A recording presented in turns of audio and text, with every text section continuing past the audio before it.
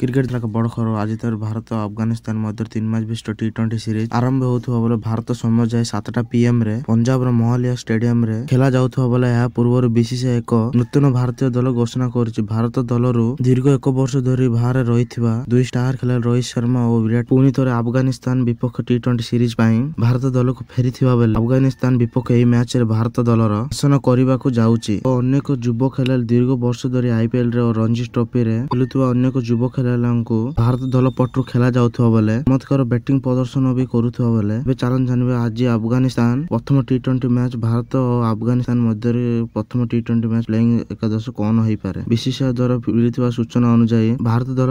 Opening कर नजर आसवे अधिनायक रोहित शर्मा और यशस्वी जयसवाल 3 नंबर रे सुमन गिल तिलक वर्मा 5 नंबर रे रिंकू सिंह 6 नंबर रे जेतेश सोमान 7 नंबर ऑलराउंडर अक्षर पटेल 8 नंबर अद्वित सिंह 9 नंबर रे कुलदीप यादव 10 नंबर रे आबिश खान 11 नंबर रे मुकेश कुमार अफगानिस्तान विपक्ष प्लेइंग एकादश खेला भारत अफगानिस्तान।